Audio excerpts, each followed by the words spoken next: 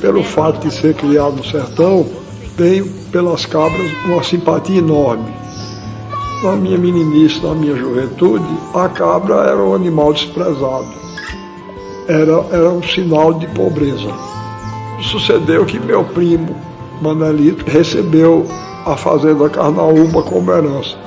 Ele aí me chamou para nós fazermos juntos uma criação de cabra. Nós fomos parceiros nisso. Vamos dizer, ele era o ideólogo e eu o zootecnista. Tá certo? A gente partiu do zero. Começamos a fazer um rebanho.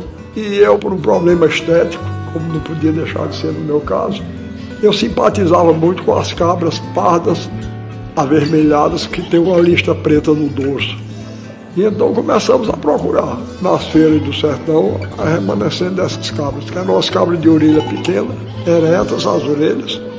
Conseguimos juntar 100 fêmeas, que foram o começo da criação. E depois de várias experiências, a gente terminou se fixando em 4 raças.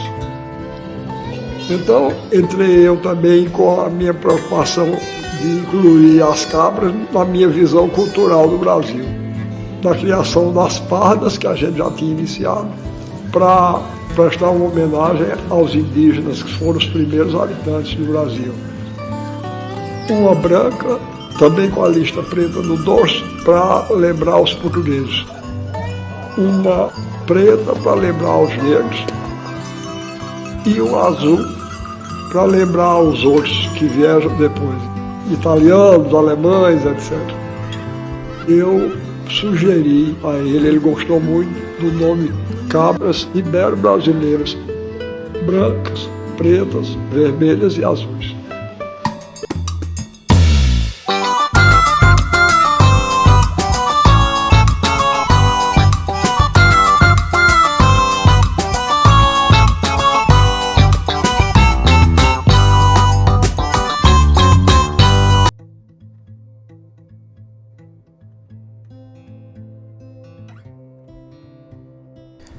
A caprinocultura na Carnaúba, de uma forma geral, né, depois de um bom período de aprendizado, mais de 30 anos, a gente rotulou como base mesmo a rusticidade, em seguida a produção, né? Então, para se ter a produção, a base de tudo tem que ser mesmo a rusticidade. Então, a caprinocultura na Carnaúba, de fato, está consagrada, está rotulada, e segue a linha da rusticidade e produção.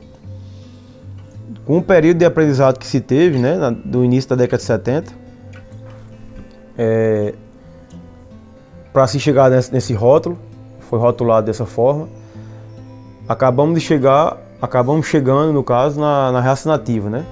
A primeira dela foi a parda, que hoje a gente pode até consagrar ela como até a mais leiteira, né, mais eficiente num sistema semi-intensivo. Ela responde mais, porque geneticamente o tronco dela é mais leiteiro, né, do que as demais. Então, são as cabras que Ariano preferiu, na época, o meu pai, iniciar a criação, que foi as que eles enxergavam quando era menino, né. Em seguida, a gente teve a Mochotó, que também tem a linha de raciocínio, a base da rusticidade. É uma cabra de menor produção leiteira, porém mais rústica, né? Tem o equilíbrio da natureza e podemos considerar mais prolífica. Seria para um sistema daí em diante semi-extensivo, que a gente consagrou aqui na Carnaúba, né? Com a pele, inclusive, que ainda hoje o produtor não recebe praticamente nada por isso, e uma pele de qualidade, que é o caso delas, né? Comprovado, inclusive, já por alguns estudos, na Universidade do Ceará, por exemplo, já está se comprovando que são as peles melhores que existem mesmo, pele fina de qualidade, que nessas alturas, daqui a um tempo, que isso chegue nessa geração ou na próxima, que o produtor receba alguma coisa por isso, seja beneficiado, que meu pai até falava que um dia a pele vai chegar ainda a um preço superior ao da carne. A gente tem em seguida a graúna, né? Fechando as 3 primeiras raças. A graúna é a escura, a negra, que foram as 3 raças que, segundo Ariano, na parte da literatura, ele fechou a conta que seriam as 3 que representavam justamente a miscigenação, o qual formou o povo do Brasil, né? A graúna representada pelos afrodescendentes, a mochotó representada pelo homem branco, né, da Europa, que colonizou a gente, e a vermelha, a parda, que foi a primeira, representada pelos índios, que aqui já moravam, habitavam no Brasil. Esses 3 juntos foram os povos que miscigenaram deu o povo brasileiro, né? Então, as 3 primeiras raças foram criada também nessa expectativa de melhor representar, em forma dos animais, o povo do Brasil que aqui hoje habita. Chegou a cabra azul, a gente chama cabra azul, mas é uma cabra cinza, da cor do granito aqui da região da gente. Descendente das cabras transmontanas, lá da região seca da Europa. É uma cabra de muita prolificidade, de muita fertilidade. A rusticidade eu já mais nem falo, porque é a base de qualquer criação nossa aqui hoje. E de qualidade de leite superior a todas elas. A gente faz análise de leite aqui mensalmente e a azul nunca perdeu para ninguém. Embora aí seja uma quantidade de leite menor, né? A gente está em processo de melhoramento, né, na escolha dos reprodutores e para ir somando, né? É um somatório de geração em geração para chegar a um ponto de equilíbrio, de estabilidade na produção de leite, em torno aí de 1,5 litro nesse sistema da gente seria o suficiente, inclusive com essa qualidade de matéria gorda que tem no leite dela, que é o mais importante para a gente, né? Na hora de se ter uma matéria-prima para se ter esse nosso queijo, que é premiado justamente por conta dessa matéria-prima, né? Conseguimos um grupo de marota já de 2000 para cá. Compramos um grupo de marota lá de seu Cícero Brabo, é o nome dele, lá no município de Ibimirim, Pernambuco. Um criador sertanejo, de a gente levantar o chapéu para ele e achar que o mundo tem jeito. Tá lá criando a família, criando já os seus filhos e netos, já 2, 3 gerações para trás de criadores de cabra. É um exemplo de nordestino, é um exemplo de criador de cabra e é uma das cenas e currais mais bonitas que se pode ter é conhecer os rebanhos dele lá de Mochotó, principalmente, e Marota. A cabra marota impressionou a gente aqui na Carnaúba pelo o volume de corpóreo que ela tem, né? O leite nela chegou mesmo mais rápido do que as demais. O processo de melhoramento nela, o leite, a resposta, né, do leite, se deu em menor curto tempo. E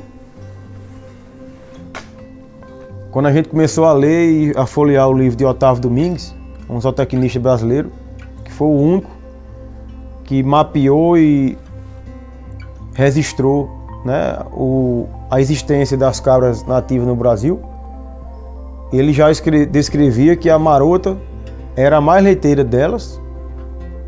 E de fato, aqui na Carnaúba a gente se impressionou com a produção de leite delas. E o teor de sólido, né, depois das azuis, é quem fica em primeiro lugar. E isso, nos dados que a gente vem colhendo já há mais tempo. E o volume muito superior às azuis. Então ela tem volume de produção, né, e tem teor de sólido, que é o fator principal da produção de queijo, é o teor de sólido. Então as marotas foram enxergadas por a gente de uma boa produtora de leite e de boa qualidade. Arrumou um grupo das repartidas, né? Repartida ou surrão. Surrão, um nome sertanejo colocado nelas, baseado na pelagem que ela tem. O surrão era um saco de couro, né? Muito usado na época de cavalo ser transporte terrestre.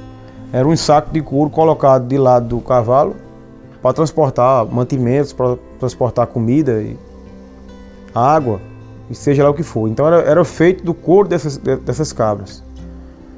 Então ficou repartido o surrão. É uma cabra também que a gente continua num processo de melhoramento, assim como as demais, na função leiteira, porque rusticidade já tem, pele de boa qualidade já tem, e prolicidade também é uma coisa que chama atenção. Então entra a mão do homem nessa hora, justamente para poder, com habilidade, né, que se deve ter aí em cruzamento e escolha de reprodutores, aumentar a produção de leite sem que se deixar sair da realidade de produção capaz de ser funcionar aqui na Carnaúba, né?